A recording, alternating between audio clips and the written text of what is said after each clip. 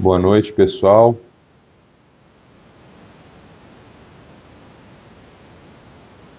Vamos esperar o pessoal começar a entrar aqui. Deixa eu ver se já localizo o Thiago.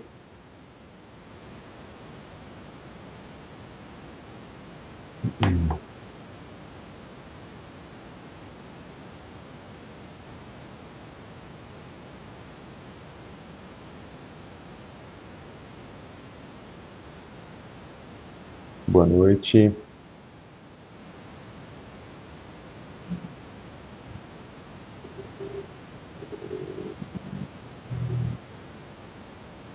Vou convidar o Thiago. Recebe e consegue aceitar.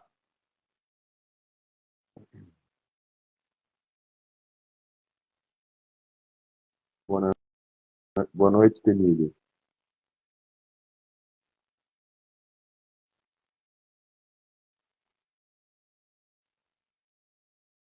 Boa noite, Natália.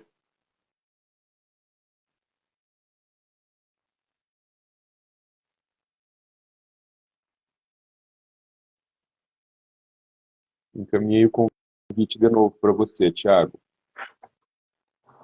Entrou. Thiago, Oi, Paulo. tá me ouvindo bem? Te ouço perfeitamente bem. Você me ouve? Agora entrou. Estava escuro para mim, agora Maravilha. entrou. Perfeito, perfeito. Teu áudio está bom, teu vídeo está bom. Pessoal, só deem aqui um oizinho dizendo se o áudio está bom para vocês, se o vídeo está bom.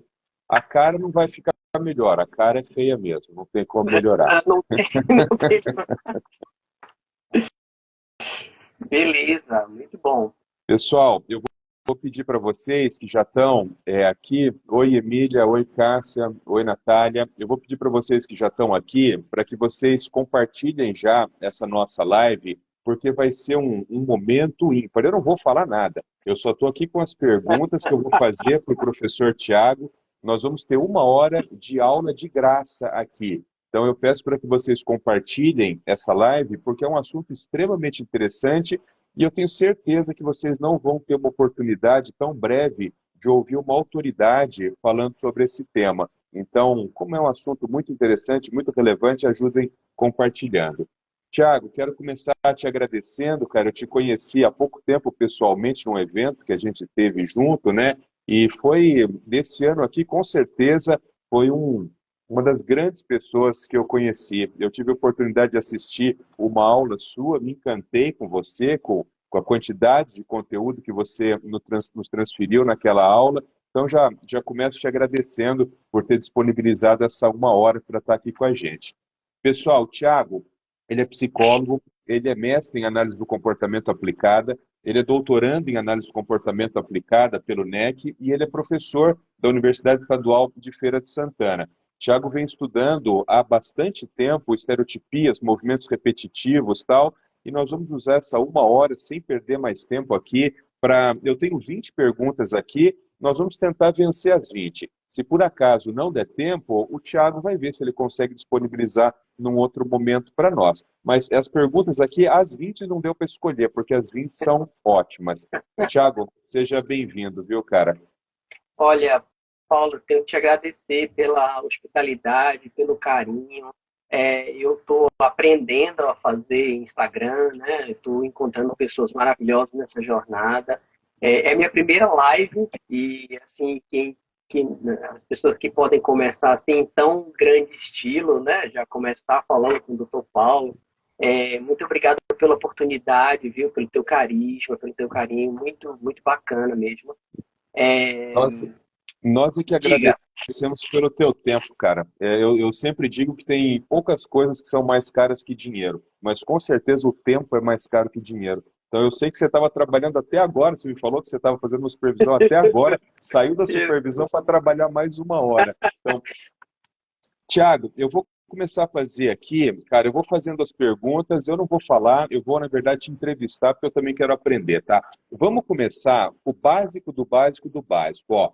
Vamos definir o que que é estereotipia, como que a estereotipia é definida numa criança no transtorno do espectro do autismo. Pessoal, a gente vai falar de estereotipia em autismo, mas serve para qualquer estereotipia, viu? Não precisa ser necessariamente numa criança autista. É que o foco da nossa página é principalmente autismo, mas o que a gente vai discutir hoje aqui vale para todas as outras crianças.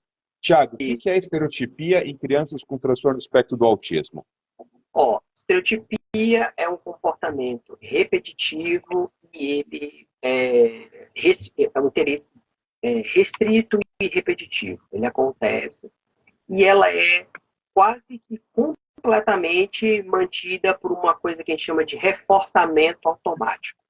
É, eu queria que a gente observasse, porque a estereotipia ela sempre dita como estereotipia vocal, quer dizer, a criança tem vocalizações ali repetitivas que não são mediadas socialmente, ou ela tem estereotipias motoras, né? O balançar com os dedos, o balançar do tronco, das pernas, de partes do corpo. Ele tem estereotipias motoras, são movimentos repetitivos e a sensação, né? No passado se dizia assim que era um reforçamento sensorial, né? Mas é a sensação que essas coisas causam que mantém a ocorrência do comportamento. Então, se a criança fica brincando lá com a estimulação auditiva, ela tampa os ouvidos e fica vocalizando ali e tal. Então, é a ideia, é a definição de estereotipia.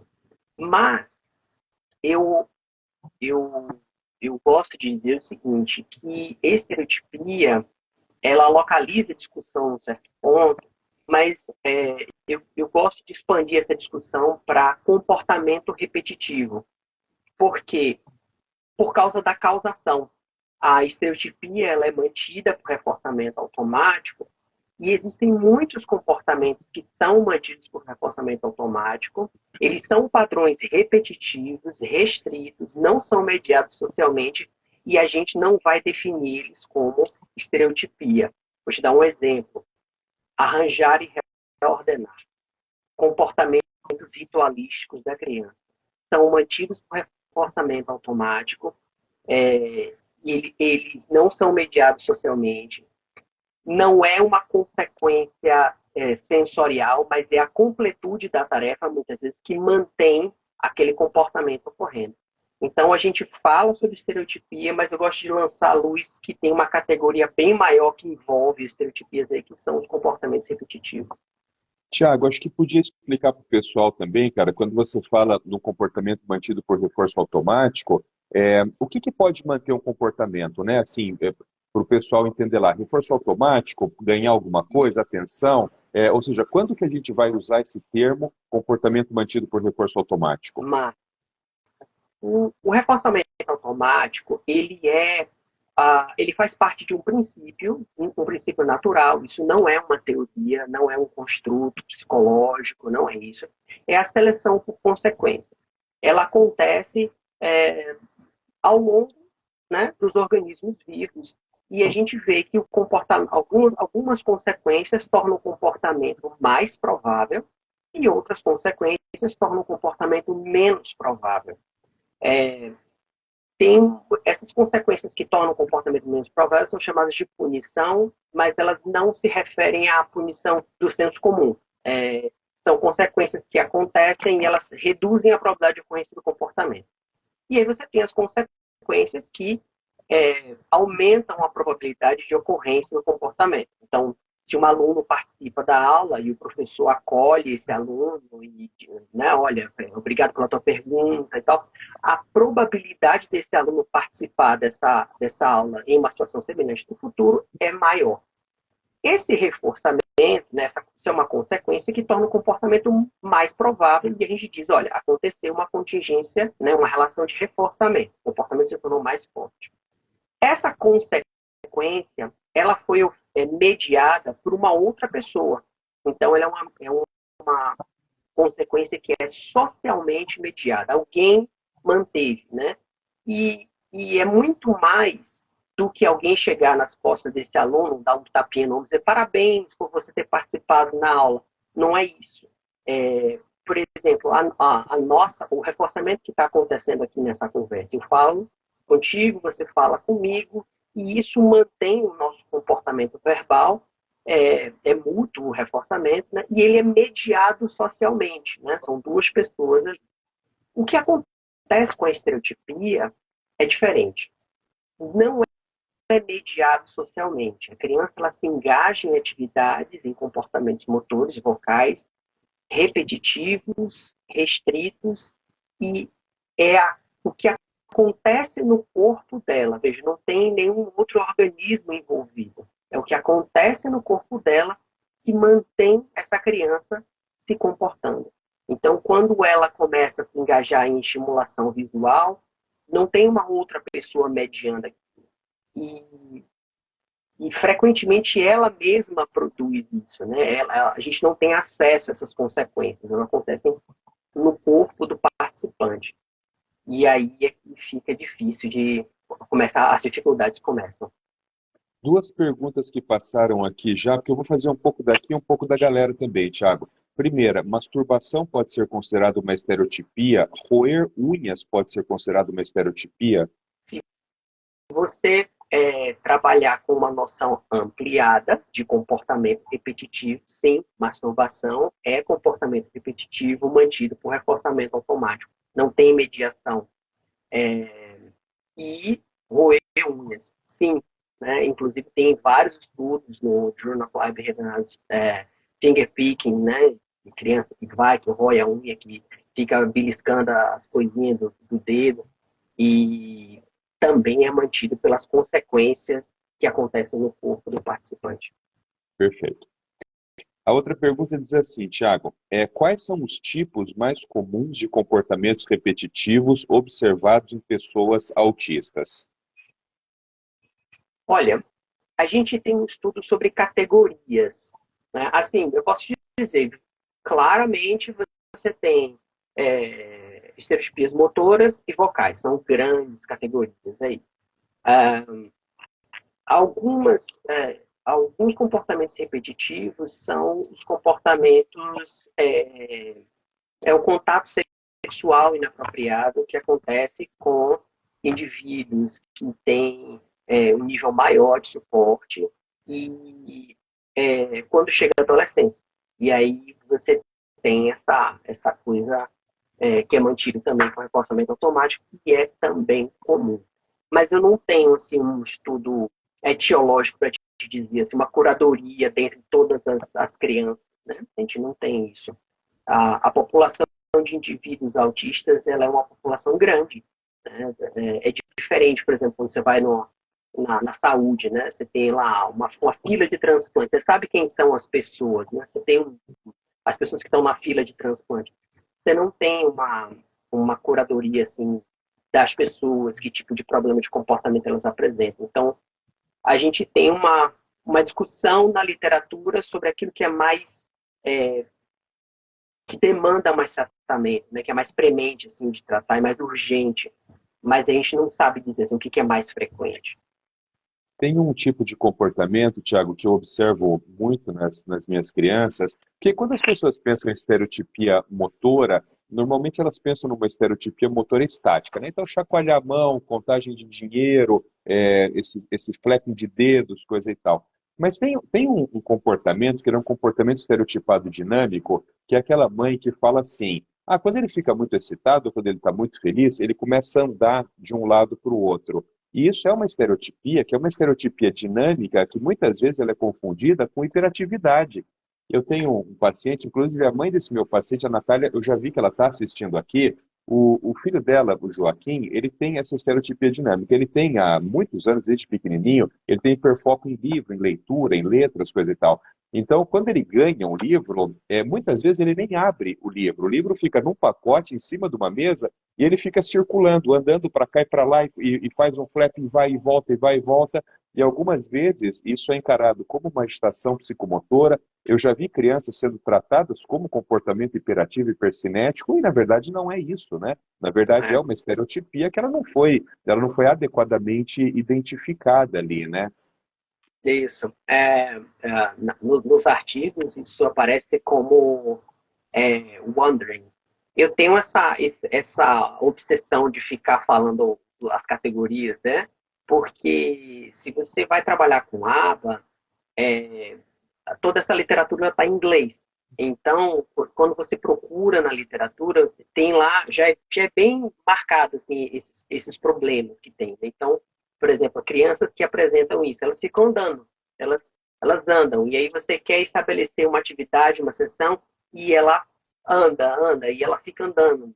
Né? Tem criança que, quando você faz uma análise funcional, aí você vai para uma condição de não interação, você deixa ela numa sala, assim, você fica com ela lá, mas você não dá nenhum tipo de estimulação, atenção, demanda, só fica lá. Então a gente faz de conta que, né, você só está lá, e aí a criança está lá. E durante o tempo todo, os 5 minutos, os 10 minutos que você der, essa criança ela vai andar o tempo inteiro, pode ter brinquedo ali, pode não ter, ela vai andar o tempo todo, ela vai ficar, né, pacing, às vezes a gente chama também, assim. Pessoal, isso é uma coisa muito, muito importante, viu? Eu puxei esse assunto dessas estereotipias dinâmicas, tal, porque eu algumas vezes já vi essas crianças sendo tratadas como TDAH. E o problema é que quando você faz o tratamento para TDAH, por exemplo, com psicoestimulante, esse comportamento piora muito, porque psicoestimulante piora comportamento hipercinético, comportamento estereotipado, piora tique, piora estereotipias de uma forma geral, né? Então, é muito importante, quando você vai analisar um comportamento como esse, você entenda exatamente a função do comportamento, por que que ele acontece, coisa e tal. E aí, Tiago, eu já te linko aqui na terceira pergunta, que diz assim: quais são as possíveis funções das estereotipias no comportamento de crianças autistas? Então, aí tem estudo sobre isso, já de 2005, mais ou menos, e o que é que a gente tem documentado na literatura? Que estereotipia, ele é mantido na quase totalidade esmagadora dos casos por reforçamento automático.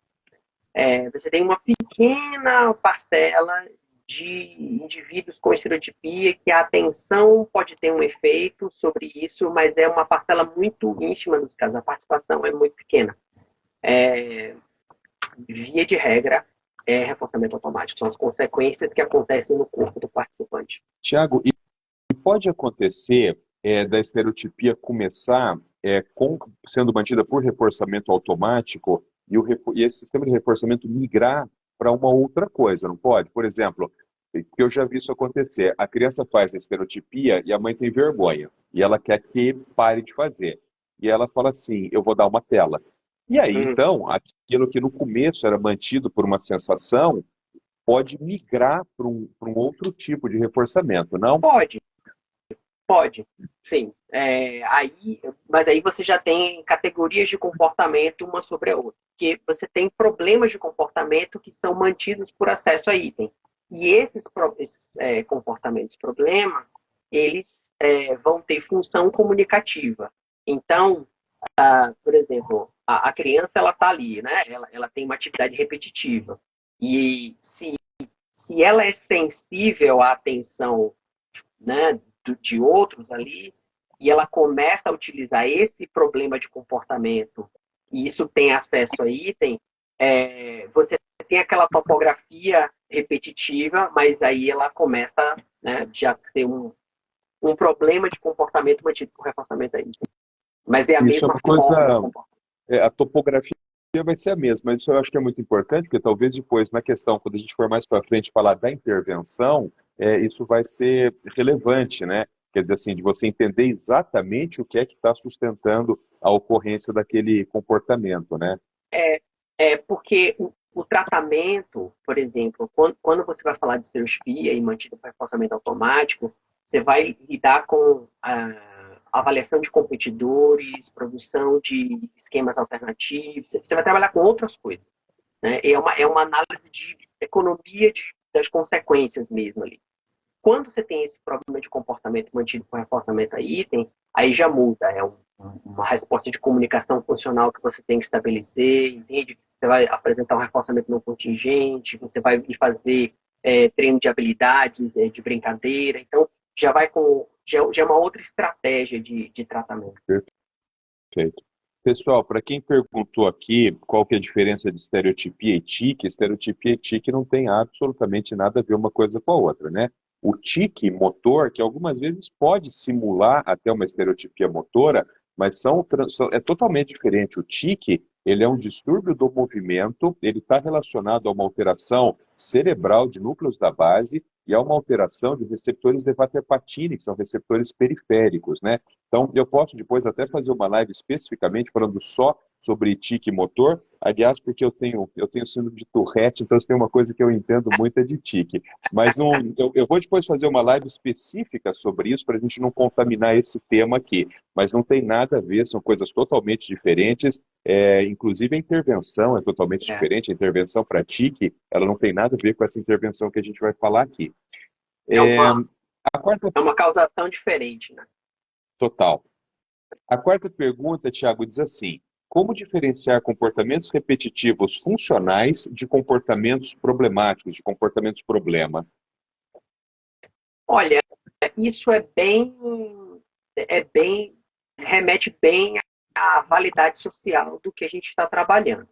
Então, assim, nós temos comportamento repetitivo, né? Uma pessoa que lê, estuda, Paulo, lê pra caramba. É um comportamento que se repete, mas esse comportamento ele é funcional, né?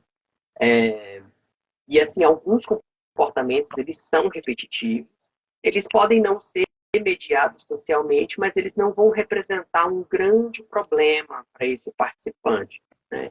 Então, muitas vezes eu converso com alguns supervisores e dizem assim, poxa, mas a gente tem que tratar necessariamente estereotipia? Eu digo, não, não necessariamente, não.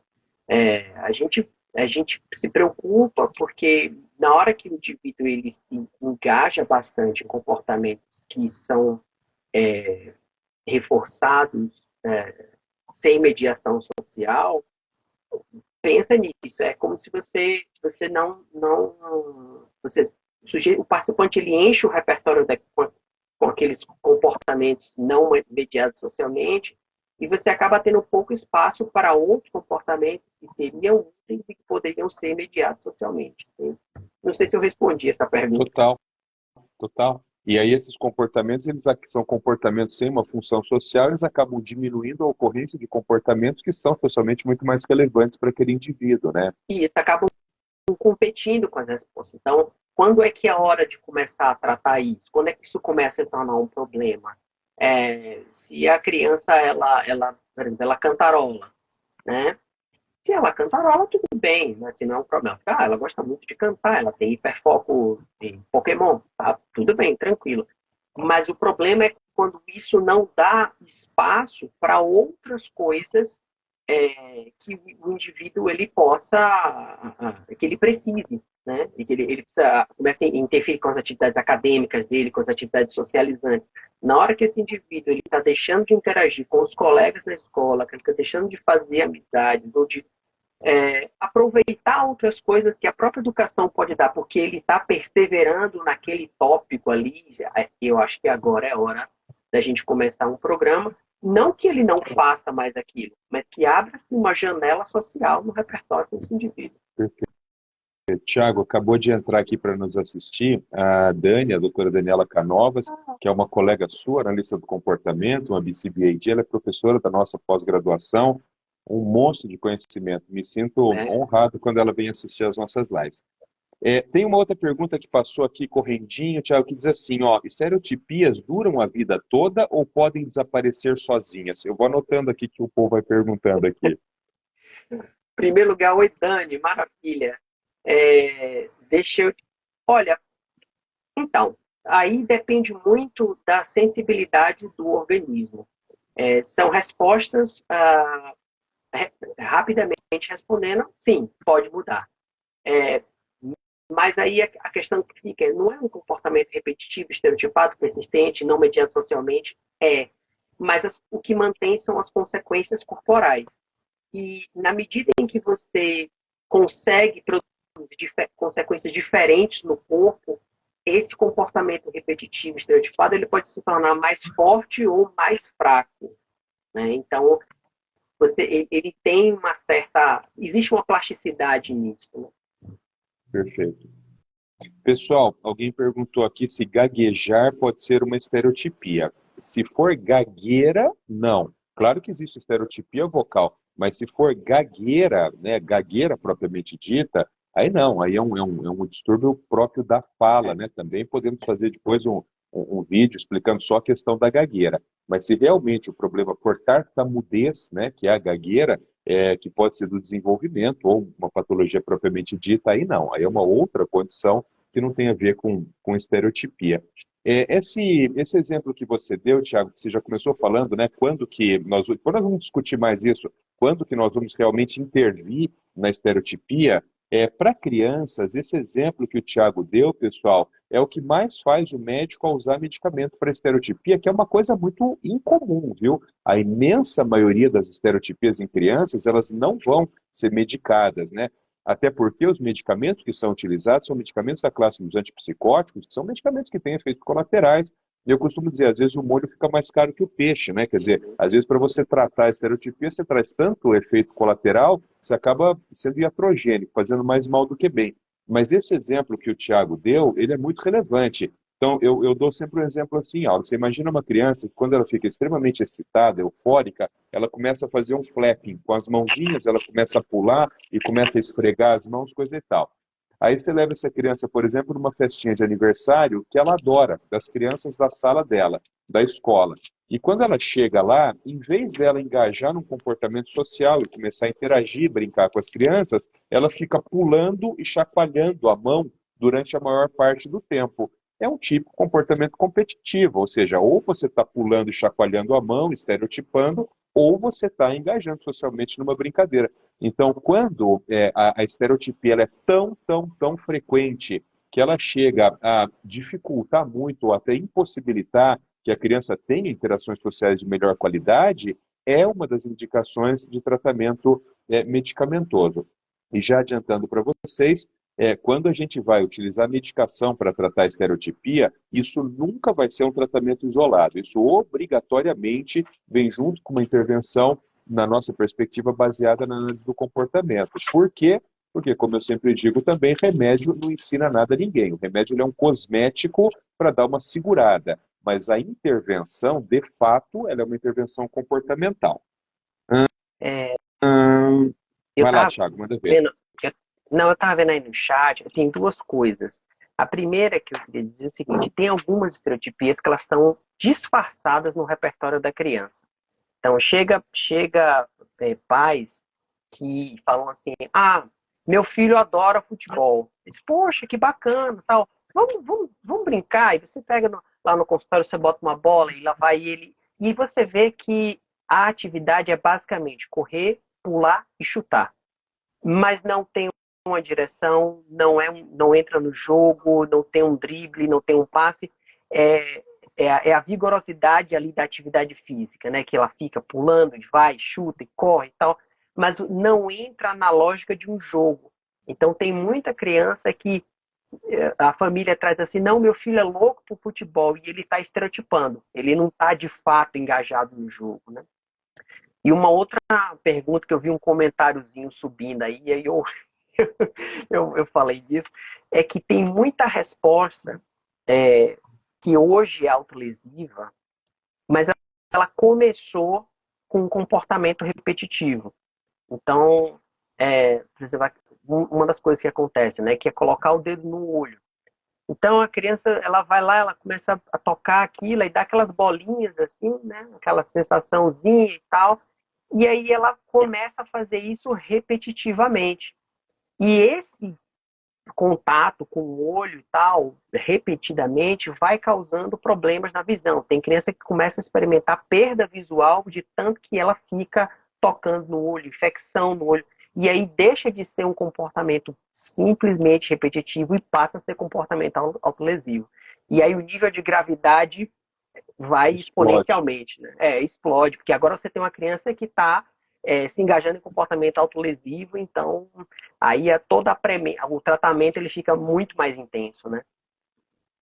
Tiago, tem uma pessoa perguntou aqui e eu também tinha essa pergunta aqui.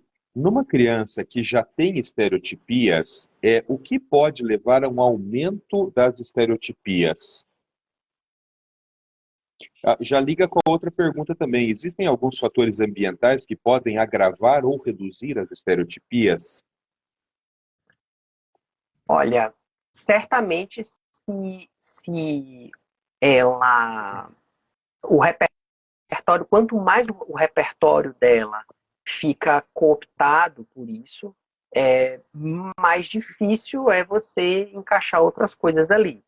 Então, não sei se eu estou te respondendo, mas assim, Tá se respondendo ela, sim, manda ver. se ela vai ficar mais difícil de tratar, fica, fica mais difícil. Se essa estereotipia precisar de tratamento, isso significa que ela já está acontecendo num nível, né? E se você simplesmente deixar a coisa acontecer, e tipo, não, é o jeito da criança, é porque ela é muito, né, ela é muito motora, né? Você tem esse tipo de discurso que vem, o que você está fazendo é deixando essa categoria de reforço aí incidir sobre esse comportamento vai ficando mais forte, e outras coisas que poderiam competir com isso, elas não são exercitadas, elas não são praticadas.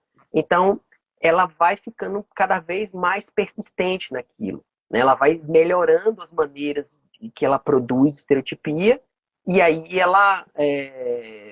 e esse comportamento vai ficando mais forte, infelizmente. Eu lembrei de uma coisa agora que você falou na aula, que a gente, acho que foi em Salvador que a gente estava junto, né? Não Foi, lembro, acho que foi, né? Eu lembro foi. que você falou uma coisa na aula que eu achei muito, muito interessante, e que, na verdade, eu acho que a maior parte das famílias não pensam. Às vezes, o ócio ele pode levar à estereotipia, porque a criança ela acaba não engajando num comportamento que gera algum tipo de reforço, como brincar, assistir uma televisão, coisa e tal. Então, a criança que ela tem muita dificuldade, que ela tem muito pouca atividade, é aquele tipo de criança que pode, por exemplo, começar a chacoalhar o tronco enquanto ela não tem outra coisa para fazer. Então, se você, pelo que eu entendi que você ensinou, se você ensina outras atividades para essa criança, que atividades que gerem também outros tipos de reforço, né? Quer dizer, que ela consiga reforçamento por outras coisas, isso tende indiretamente a diminuir também a estereotipia, né? E aí tem uma cilada, né, que o pessoal da psicologia do desenvolvimento já identificou muito essa coisa da responsividade parental. Se você tem uma criança que responde menos à estimulação social, veja, o reforçamento ele é mútuo. Não é isso? A gente está conversando aqui, eu falo contigo, você fala comigo, e a gente vai mantendo essa conversa maravilhosa. Mas uma criança com TEA, ela tem uma certa insensibilidade social, ela responde menos a estímulos sociais. Isso significa que ela mantém também menos a resposta verbal do falante. E é comum que os pais comecem a responder menos para essa criança. Não é culpa deles, é o que é. E aí essa criança fica ociosa. E aí ela começa a se engajar em comportamento repetitivo. Então, o treino parental ele é muito importante no sentido de identificar essas ciladas, né? Porque é no momento em que ela está se engajando em comportamento repetitivo, mas ela vai fazer outras coisas, ela explora o ambiente, e aí ela com baixo monitoramento, então você tem problema de comportamento, estereotipia ou outros aí acontecendo. Perfeito. Teve aqui, eu acho que foi a Nádia, não tenho certeza, mas que perguntou se a ansiedade pode aumentar as estereotipias. Pode aumentar, mas eu vou dar uma explicação, que é uma explicação, na verdade, é um experimento, isso é muito clássico. Se você pegar um rato, esses ratinhos de laboratório, um rato Easter, e você injetar psicoestimulante nele, pode ser qualquer coisa. Pode ser metilfenidato, ritalina, cocaína, pode ser uma anfetamina, qualquer coisa que leve a uma psicoestimulação muito rápida, muito brutal, esse rato, ele rapidamente ele vai desenvolver movimentos estereotipados, movimentos repetitivos, ele vai desenvolver comportamentos rígidos, coisa e tal. É como se você estivesse criando um modelo ali de movimentos repetitivos. Aí você mata esse rato e você vai analisar o cérebro dele. Você vai perceber que em alguns pontos do cérebro, a concentração de um neurotransmissor chamado dopamina está muito alto. Então, por exemplo, nos núcleos da base, em partes do sistema do núcleo accumbens, em partes do feixe prosencefálico medial, aumentou muito a dopamina ali. E este aumento da dopamina nessas regiões, de forma direta e indireta, porque também isso é mediado por outros neurotransmissores, leva ao movimento repetitivo e à estereotipia. Bom, o que tem a ver? Por que eu estou falando isso? Porque quando você tem picos de excitabilidade, quando você fica eufórico, quando você fica extremamente alegre por alguma coisa, é exatamente esse mesmo mecanismo que acontece com o seu cérebro, só que, claro, numa quantidade muito menor. Mas quando você tem esses picos de excitabilidade, começa a aumentar muito a quantidade de dopamina, de serotonina, de noradrenalina em algumas regiões do cérebro. Então, quando você fica excessivamente excitado, por exemplo, porque uma criança entrou numa festinha de aniversário e viu lá um bando de criança que ela gostava, isso vai aumentar a probabilidade dessa criança desenvolver estereotipias, assim como aumenta tique motor também, assim como aumenta o comportamento ritualizado, assim como aumenta o comportamento obsessivo, porque todos esses comportamentos eles estão relacionados de forma direta e indireta ao nível de dopamina que a gente tem no cérebro. Então, resumindo a resposta para você é sim. Quando a criança tem algum pico de euforia, quando ela está muito excitada com alguma coisa, ela tende a ter mais movimentos estereotipados. Sim. Tem uma outra. E a... Não, Manda ver, manda ver. só ia fazer um comentário que é o seguinte: como essa criança, uma criança com tela, quando é que a gente, como é que a gente aprende autocontrole, né? A gente aprende no contato com as outras pessoas, entendendo quais são as respostas, a nossa família ensina, ó, você pega leve, né? Segura. Mas uma criança com tela vai ter uma oportunidade menor disso. Então, ela tem menos respostas de autocontrole. É possível que ela tenha menos respostas de autocontrole e autogerenciamento. E aí vai acontecer exatamente isso, né? Acontece uma coisa, ela aumenta bastante os padrões repetitivos, né? Tem uma coisa, Thiago, que uma vez eu lembro que acho que alguns anos atrás, eu falei sobre isso, e na verdade eu tive uma enxurrada de mães falando: meu filho faz isso, meu filho faz isso. Você já viu criança que pega o celular aqui na mão assim, e daí ele coloca lá o YouTube, por exemplo, e coloca um videozinho. O videozinho duraria, sei lá, 10 minutos, ou pode ser até um filme inteiro. Aí a criança faz assim, assiste 10 segundos e volta no começo, assiste 10 segundos e volta no começo. E a criança fica nesse looping e fica tempos nisso aí. Vai e volta com o dedinho, vai e volta com o dedinho. Na verdade verdadeira, ela não está assistindo absolutamente nada. Muitas vezes o que está sustentando a manutenção desse comportamento é o movimento repetitivo de ficar revendo aquilo que ela acabou de ver, né?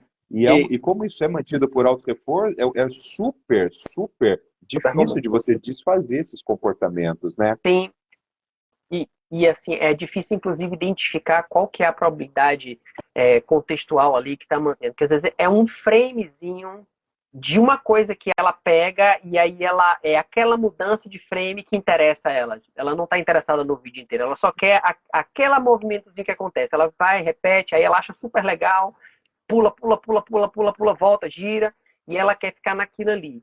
É, o que é importante? Assim, talvez mais para frente a gente fale disso, mas quando você falou de ansiedade, a estereotipia ela pode afetar a ansiedade dessas maneiras que a gente conversou, mas uma das coisas é a controlabilidade sobre as oportunidades para se engajar.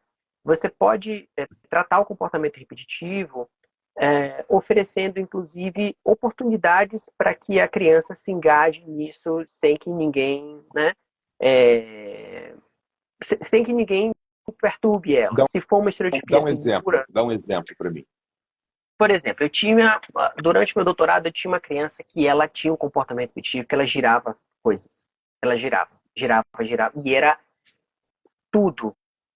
Ela fazia isso o tempo todo, e era, inclusive, se ele levanta, ele sentava para fazer atividade, levantava, assim que ele levantava, ele começava a girar com isso. Se ele pegasse uma garrafa, ele girava, uma caneta, ele ficava girando. Era sempre essa resposta, que ele ficava girando, assim, tudo ele girava. E aí e era um comportamento que era sempre interrompido, sempre redirecionado, e ele ficava em momentos assim muito, ele ficava baixo, mas a gente sabia que se ele não tivesse monitoramento, ele ia fazer isso. E como essa criança poderia desenvolver, assim, Ainda tinha mais uma coisa, ela ficava procurando oportunidades onde ela pudesse fazer isso, assim, com ela mesma, aqui, escondido, sabe? Então ela ficava o tempo todo ali procurando alguma deixa no ambiente, alguma coisa, pedia para ir no banheiro, quando você olhava, eu estava lá. Então, qual foi uma forma muito efetiva que se encontrou para lidar com isso? Eu disse assim, olha, você vai ter um programa e nesse programa, se você passar um certo tempo seguindo as atividades, e aí foi feito um conjunto de atividades competidoras, certo? Então eram atividades que eram vinculadas com, enquanto ele se engajava, isso era vinculado com baixa ocorrência de comportamento aditivo, repetitivo, e ele ganhava uma sequência de fichas ali. E aí, quando ele completava o esquema dele, aí ele ganhava, digamos assim, o tempo dele, né? E aí ele ia para uma salinha que ele já tinha preparado ali, e ali a gente dava os eventos mais evocadores que ele mais gostava. Então tinha uns canudos na sala, então tinha umas Cara, que coisas assim. interessante isso. É como se fosse É, uma economia de ficha que o que ele ganhava era o próprio comportamento é, estereotipado, é isso? Ah, é. cara. Só que qual que é a vantagem disso? A vantagem é que você consegue que a criança produza um certo controle sobre a própria repetição, que antes ele ficava tão desesperado para fazer, mas agora assim, não, ó, deixa eu seguir aqui esse jogo, porque quanto mais eu cumprir essa ficha aqui, mais eu vou ter o meu tempo. E aí ele ia para aquela salinha e ele ficava de boa lá e tal, ficava 5 minutos ali, 10 minutos. Então, isso foi uma coisa que deu, assim, ele começou a se engajar, ficou sob controle, mas você via depois assim, a felicidade geral dessa criança, né, muito mais tranquila, muito mais em paz, assim, porque ela sabe, ela tinha controle sobre os momentos em que ela podia se engajar naquilo, né? Fantástico. Isso é uma coisa interessante. A gente teve uma aula aqui semana passada, enfim, era uma aula sobre comportamento agressivo, e eu estava conversando com o professor um aspecto que eu acho muito interessante. Quando o comportamento ele é governado pela regra, você transferir controle para a criança muitas vezes ajuda muito, né? Porque o comportamento governado pela eu dei um exemplo lá nessa aula assim. Por exemplo, a mãe cria uma regra, ela diz assim: quando chegar em casa da escola, vai ter que tirar o uniforme, tomar banho, almoçar e fazer tarefa. Por exemplo, ela criou essa regra e ela pretende que a regra governe esse comportamento. Mas muitas crianças chegam em casa e colocam a seguinte barreira: eu não vou fazer. E aí você não tem uma consequência imediata para trabalhar para poder, porque o comportamento, afinal de contas, ele é governado pela regra, não é? No É, caso ali, não tem uma consequência imediata. E nesse caso, você transferir um pouco de controle para a criança também às vezes ajuda muito. Você pode chegar e falar assim: não, nós podemos escolher. Você vai ter que fazer a tarefa, mas você pode fazer a tarefa agora, às 2 da tarde ou às 4h30. Você vai ter que tomar banho, mas você pode tomar banho agora e tal. E aí você passa uma sensação de falso controle para a criança, como se ela de fato tiver. Bom, de fato ela está tendo controle, mas ela vai acabar fazendo o que você queria que ela fizesse, mas na perspectiva dela, ela é que estabeleceu a regra, e na verdade não, né? Quer dizer, aquilo está sendo cumprido. Então é mais ou menos essa história. Você acabou passando um pouco de controle para a criança, né? sim, sim.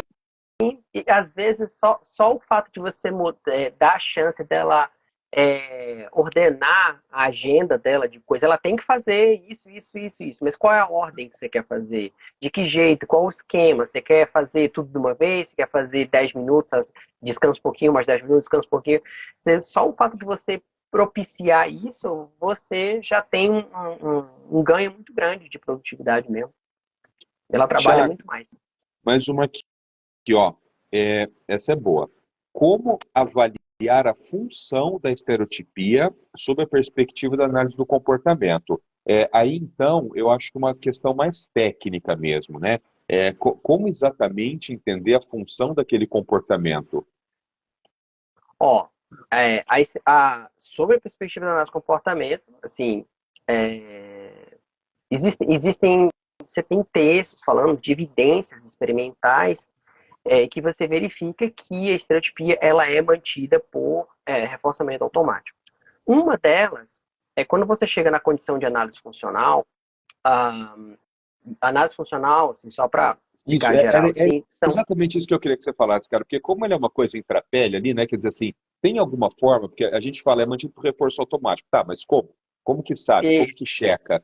É, bom, a primeira coisa é o seguinte: quando você chega para fazer uma sessão de análise funcional, a análise funcional padrão ela vai identificar 4 condições, né? Tem a condição sozinho, de não interação, tem a condição de brincadeira, tem a escapada de demanda e a de atenção.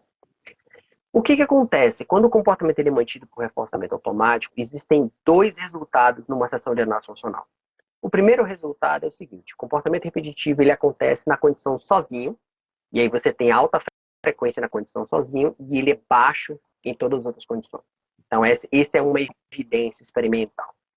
A outra é quando você tem todas as linhas do gráfico, todas embaralhadas assim, em qualquer nível. Às vezes na metade do gráfico, não é muito alto, mas está tudo embaralhado lá. E durante muito tempo isso foi entendido simplesmente como reforçamento automático e é isso aí. Recentemente, o Hagop, em 2015, ele fez uma análise dessa, analisando exatamente, só que ele fez estudando comportamento autolesivo, né? E aí ele viu essa diferença e o que ele começou a perceber, o que ele detectou observando a longa história de participantes que ele teve lá no Kennedy Krieger, é que tem uma diferença nesses 2 resultados. Se a criança ela só faz estereotipia, né, na análise funcional quando ela está mais na condição sozinha e você tem uma diferenciação, enriquecimento ambiental ele vai funcionar muito mais para ela. Mas quando você tem para autolesivo, é, você vai precisar de um tratamento com mais recursos, envolvendo a interrupção e redirecionamento. E aí, puxando a sardinha para mim, quando eu li esse estudo em 2015, eu fiz, olha, será que isso não pode funcionar para estereotipia? E aí essa foi minha tese de doutorado, identificando os subtipos de estereotipia. E os resultados que a gente encontrou é que sim, você também tem. Você tem estereotipias que são mais fáceis e mais difíceis, assim como o autolesivo, né? Então, numa análise funcional, são esses 2 resultados que você tem.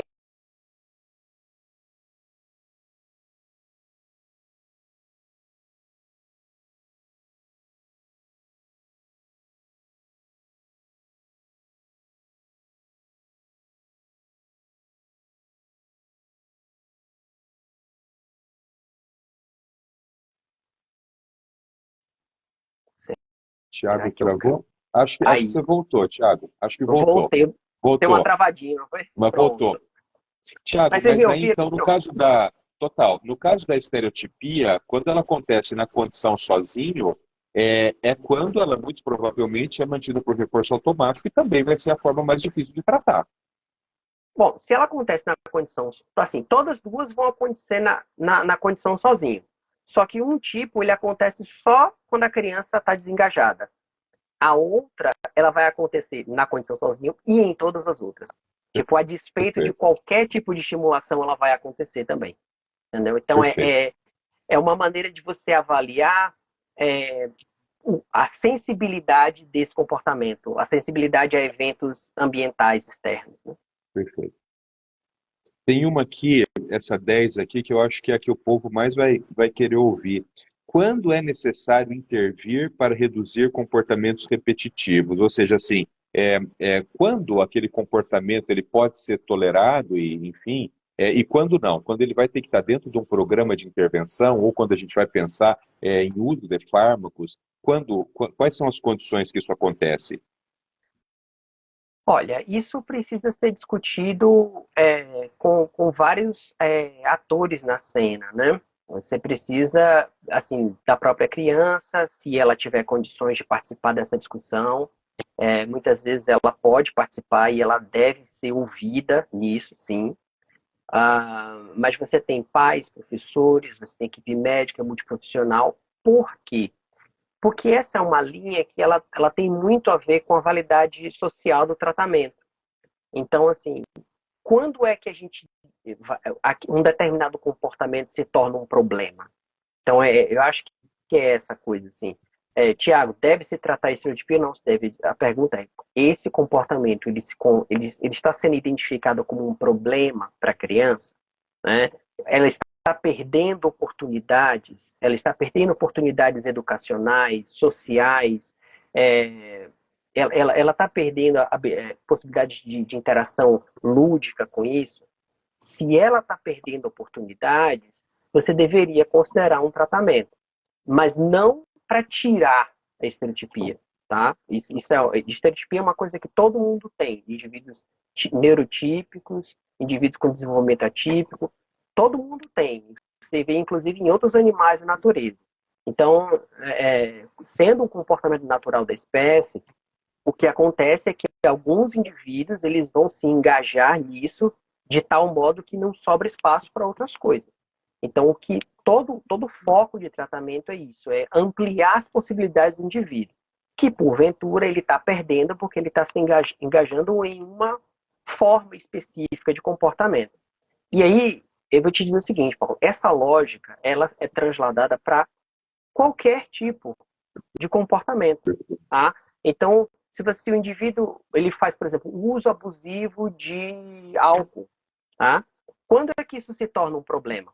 Quando o indivíduo ele começa a perder oportunidades sociais, familiares, afetivas, né? Não é isso?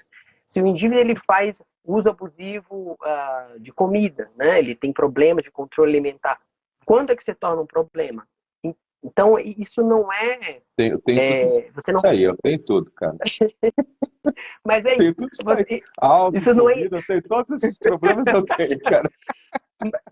Mas é isso, esses critérios, eles não são entalhados na pedra, entende? Você precisa discutir isso com um time, né, uma equipe que olhe, né, uma equipe de múltiplas pessoas aí, que olhe pelo bem-estar da criança. Então, você tem um debate ético muito grande na hora que você vai construir um plano de tratamento para a criança. Não é só, tipo, a família chega lá e diz, eu não quero que meu filho faça isso. Muitas vezes, você precisa chegar para a família e dizer assim, mas assim, isso do ponto de vista, né, nesse caso, isso não é um problema. E aí a equipe pode virar para a família de não. Eu acho que vocês, né, se você tem vergonha da estereotipia do filho, isso não é um motivo forte o suficiente. Agora, se seu filho perde oportunidades porque ele está se engajando em comportamento repetitivo, né, motor, vocal, ou, por exemplo, comportamento sexual inapropriado, né, que é uma discussão outra, maior, aí sim, eu acho que é hora de você pensar no plano de tratamento, sim. Ó, a Jane colocou aqui uma outra perspectiva que é interessante também. Bom, então o que o Thiago explicou assim, se a frequência daquilo é tão alta que compete com outros comportamentos, virou um problema, tem que intervir. A Jane falou assim, meu filho bate muito uma mão na outra e chega a machucar a mão, tem que intervir. Então, se você tem, se você tem uma estereotipia que ela provoca lesão em você, e isso não é raro não, viu, gente? Isso é muito comum. Eu tenho, Já nessa aula que eu virou, estava dando isso é já muito virou comum, é que às autolesivo, vezes já. é autolesivo. E nessa aula que eu estava dando com o Thiago Léo, eu acho que eu mostrei fratura de mandíbula, porque a criança fica fazendo isso aqui. E não é forte, mas é o dia inteiro. E aí chega uma hora que fratura. Eu mostrei também lá um hematoma subgaleal. Hematoma subgaleal é um hematoma, né, uma coleção de sangue que acontece entre o osso e o couro cabeludo, que a criança se bate. Mostrei fotos também lá de hemorragia subconjuntival, porque a criança aperta o olho, bate no olho. Então, se você Uhum. tem qualquer tipo de autolesivo provocado pela estereotipia, indicação formal de tratamento. E tem uma terceira indicação também, que é quando você tem LER, quando você tem lesão de esforço repetitivo. Então, às vezes a estereotipia ela é tão frequente, que ela vai lesando a articulação.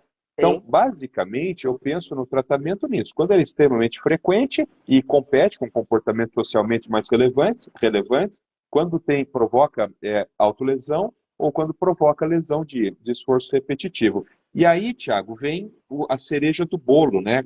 Quais são as estratégias mais eficazes para reduzir estereotipias em crianças no transtorno do espectro do autismo? Bom, aí você tem várias, né? A gente conversou de algumas aqui. Uma coisa que está muito, assim, uma pesquisa muito recente é essa discussão sobre enriquecimento ambiental e, em especial, trabalho com atividades, que a gente chama de estímulos competidores, mas são atividades competidoras. São atividades que são correlacionadas com a baixa ocorrência de comportamento repetitivo. Tiago, como é que a gente descobre isso? Então, esse mecanismo de competição ele não é muito claro ainda na ciência. A gente tinha algumas ideias no passado de que uma substituição da estimulação. Então, se há um comportamento repetitivo, ele produzir uma estimulação auditiva, se você desse essa mesma estimulação, você poderia, né, competir.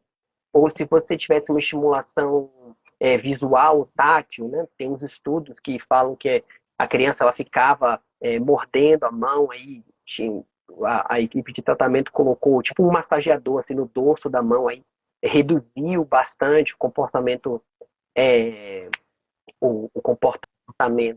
Porque ele era repetitivo. mantido por uma questão tátil local ali, isso? Isso. Só que o que acontece é isso é muito menos uma questão da sensorialidade e muito mais da taxa de reforçamento que acontece. Então, tinha uma discussão no passado, né, que a substituição da estimulação, isso pode funcionar, mas não é uma questão da natureza do estímulo. O que a gente está vendo hoje é assim, é uma economia mesmo de reforçadores. Então, se a criança ela se engaja em uma outra atividade que mantém, né, um jogo, um brinquedo que mantém comportamentos adequados, você vê a redução do comportamento estereotipado. E quando você E usou o termo enriquecimento ambiental, é disso que se trata, então. isso, mas Dá não é. Então, alguns exemplos, por exemplo, de enriquecimento ambiental, exemplos de ordem prática, Thiago. aí é que tá. Porque para você fazer esse enriquecimento ambiental, muitas vezes o pessoal diz assim, bota um bocado de coisa que a criança gosta. Entra ali na internet, né? E aí vê lá assim, brinquedos sensoriais, aí bota um monte, cheio de coisa. Então, muitas vezes, o que você está fazendo você está comprando um material que a criança vai estereotipar e ponto. Você não vai. Que Você está. vai usar o material para estereotipar isso? Para estereotipar e pronto. Aí para você saber isso, como é que você separa o joio do trigo, faz o seguinte: entrega um brinquedo para essa criança. Olha para ela interagindo com o brinquedo. Você pode dizer claramente que ela está brincando? E assim, eu estou falando de. Por exemplo, o pessoal vai dizer, mas brincadeira de faz de conta. Eu disse, a gente está falando com uma criança de alto nível de suporte. Tá? Olha para essa criança. Você consegue dizer se ela está realmente se engajando num brinquedo. Você pode dizer, não, ela está brincando com o brinquedo, ou ela só está estereotipando com o brinquedo. Se ela só está estereotipando com o brinquedo, você poderia pensar numa outra atividade. E como isso não é feito assim com tanta frequência, a gente não encontra tantos resultados, mas acredite que a gente pode se surpreender com a possibilidade lúdica que existe no repertório dessas crianças. Aí, junto com isso, como você me perguntou, né, estratégias, uma outra estratégia é a interrupção e o redirecionamento. E isso é muito mais sobre o redirecionamento do que sobre a interrupção. Então, eu já vi acompanhante terapêutico, né, trabalhando, e ele era excelente em interromper a estereotipia da criança. Não, botava, bloqueava e tal, maravilhoso. Mas, assim, qual era a atividade que estava sendo redirecionada? Não tinha nenhuma ali, né? Então, quando você fala em interrupção, é interrupção para o redirecionamento. O mais importante é o redirecionamento. Você vai interromper aquilo e o que importa é que outra atividade venha e que ela possa se engajar nessa atividade. Quando a gente explica para as famílias interrupção e redirecionamento, é muito comum que a mãe fale assim: mas não é, isso aí não funciona. É uma prática baseada em evidência, pessoal. É uma prática baseada em evidência, interrupção e redirecionamento. Então funciona super, desde que feito da forma correta, funciona super. Pessoal, tem que dar uma notícia péssima para vocês. Tem que dar uma notícia péssima para vocês, porque depois de 1 hora cai a live e eu não consigo gravar. Tiago, vou já te fazer aqui para a gente deixar um compromisso ao vivo aqui. Vamos marcar daqui a umas poucas semanas a continuação da live? Vamos. Porque ficou faltando, foi 10, ficou faltando mais 10 perguntas ainda aqui que nós não arranhamos nem a casca. Foi muito rápido. Cara, quando o assunto é bom, quando o papo é bom, passa voando. Eu vou fazer assim, ó, eu vou deixar essa aqui gravada, eu vou colocar você na colaboração, e daí, pessoal, eu já vou deixar então combinado com o Thiago, daqui uma, duas, 3 semanas, a gente volta e faz o resto dessa live. Vou encerrar a live agradecendo ao Thiago pela participação e pedindo novamente para que vocês compartilhem essa live, porque o conteúdo que o professor nos trouxe, ele é fantástico e mais famílias merecem receber também. Thiago, obrigado, meu irmão. Que Deus te abençoe, tá? Valeu, querido. Tchau, tchau, minha gente. Tchau, tchau, gente. Valeu.